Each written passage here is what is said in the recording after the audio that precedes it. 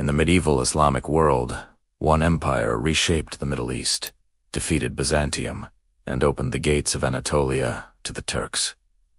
Yet within decades, it shattered. How did the Seljuk Empire rise so fast and fall so suddenly? The story of the Seljuks begins not in the palaces of Persia, but on the vast, windswept steppes of Central Asia.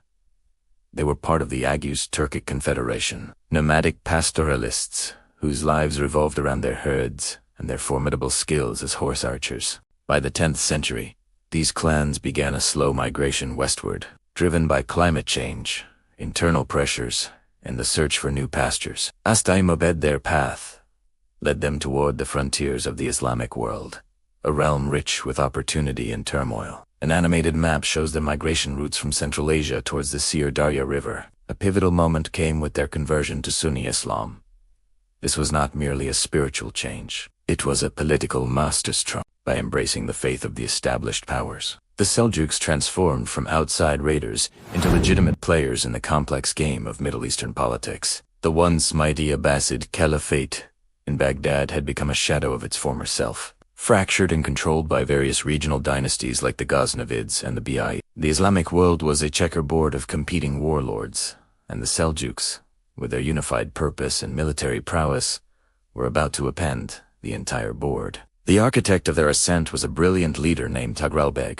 Alongside his brother, Shagri, Tughril harnessed the raw military power of the Turkic tribes into a disciplined and effective fighting force. Their strategy was simple, yet devastating. Lightning-fast raids carried out by horse archers who could strike and vanish before a heavier, slower army could respond. They systematically dismantled the Ghaznavid Empire, culminating in the decisive Battle of Dandanakan in 1040. This victory gave them control of Khorasan, the historical heartland of Persia, with this wealthy territory as their base.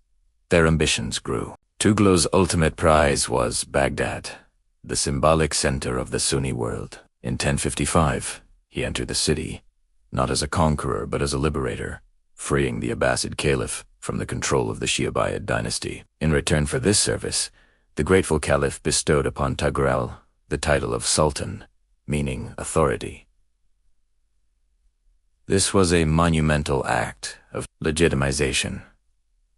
Tughril was no longer just a tribal chief. He was the temporal sword of the Caliph, the recognized protector of Sunni Islam. The Seljuk Empire was officially born, its authority stretching from Persia to the gates of Iraq. The map expands rapidly, showing the new Seljuk territories absorbing Persia and reaching Baghdad. But how would this nomadic dynasty govern a vast and sophisticated sedentary empire? The task of consolidating this new empire fell to Tughril's nephew, Alpay, a gifted military commander.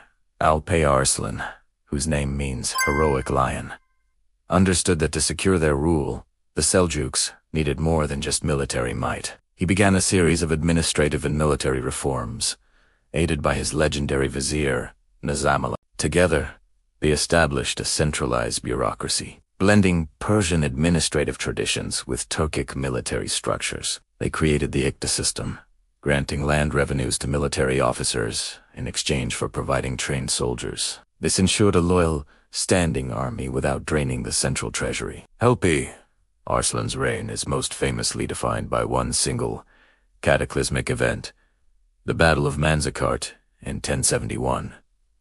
The Byzantine Empire, alarmed by Seljuk raids into its Anatolian heartland, sent a massive army under Emperor Romanos IV Diogenes to put an end to the Turkish threat. Near the town of Manzikert, the two armies met. Alpay Arslan's force was smaller, but far more mobile. He employed classic steppe tactics. His horse archers harassed the Byzantine lines, feigning retreat to draw the heavy Byzantine cavalry into a trap. As the sun began to set, Alpay Arslan signaled the main attack. The Seljuk forces enveloped the disorganized Byzantines, resulting in a catastrophic defeat and the capture of the emperor himself. Manzikert was more than a military victory. It was a geopolitical earthquake. It shattered the myth of Byzantine invincibility and broke the defensive line that had protected Anatolia for centuries. The battle didn't conquer Anatolia outright, but it opened the floodgates. In the years that followed, Turkic tribes poured into the region, transforming it demographically and culturally from a Greek-speaking Christian heartland into the foundation of modern-day Turkey. The Seljuk Sultanate had reached its absolute zenith. But did this victory plant the seeds of its own collapse? The empire's golden age arrived under Alpay Arslan's son, Malik Shah I, again guided by the wise vizier Nizam al-Mulk. During his reign, the Seljuk Empire stretched from the borders of China to the shores of the Mediterranean. It was a time of relative peace and immense prosperity. Great cities like Isfahan, the new capital, flourished. Trade routes were secured, and commerce thrived. Nizam al-Mulk established a network of madrasas, or institutions of higher learning, across the empire. These schools standardized religious education, promoted Sunni orthodoxy, and trained the bureaucrats and jurists needed to run the vast state. Science, art, and architecture blossomed under Seljuk patronage. For a brief moment, the empire seemed invincible, a stable and powerful force that had united much of the Islamic East. Yet, beneath this golden veneer, deep structural weaknesses were growing. The very system that fueled their rise contained the formula for their fall. The Seljuk tradition of succession was not based on primogeniture, where the eldest son inherits. Instead, territory was considered the collective property of the ruling family. Every prince felt he had an equal right to rule. This inevitably led to brutal civil wars every time a sultan died. Furthermore, the Ikta system, while effective for raising an army, encouraged decentralization. Powerful regional governors, or atabugs, began to treat their territories as personal fiefdoms, building their own armies and acting with increasing independence from the central government in Isfahan. The breaking point came with the death of Malik Shah in 1092.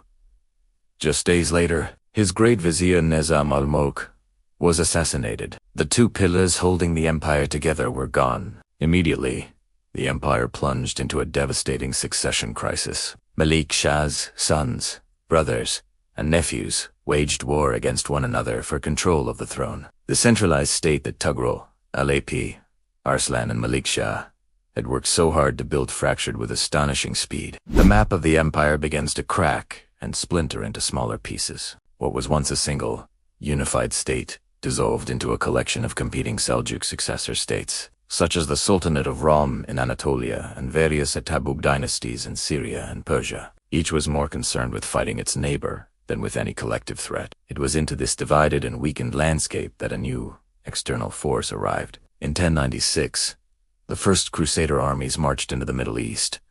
Had they arrived just a few years earlier, they would have faced the unified might of Malik Shah's empire. Instead, they encountered a collection of squabbling Seljuk princes who were often willing to ally with the Crusaders against their own Turkish rivals, while individual Seljuk leaders like Kilish Arslan of the Sultanate of Rum fought back fiercely. The lack of a united front allowed the Crusaders to capture key cities, including Antioch and, most shockingly, Jerusalem in 1099.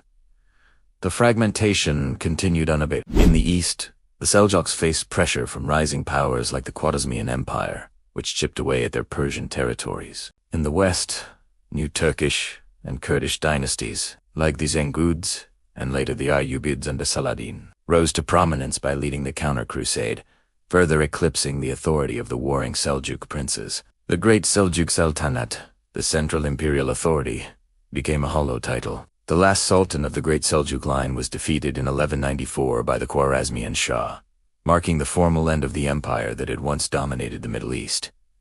Its collapse was not a single event, but a slow, painful process of internal decay, accelerated by external pressures. The Seljuk Empire rose on the strength of its unified nomadic military and charismatic leadership. It was legitimized by religion and sustained by a sophisticated Persian-style administration, but its fall was pre-programmed by its own traditions of succession and the decentralizing nature of its military-political system. When strong leadership vanished, the empire's internal fault lines ruptured, and it shattered into the very regional factions it had once conquered. The Seljuks did not simply disappear. Their legacy shaped the future of the Middle East. They permanently altered the map by Turkifying Anatolia, paving the way for the Ottoman Empire. They reinvigorated Sunni Islam, and their patronage of art and science left an indelible mark on the region. Their story is a timeless lesson in how even the most powerful empires can be undone not by foreign enemies, but by their own internal contradictions. If you enjoyed this analysis, like the video, subscribe to the channel, and continue the journey into history with our next episode.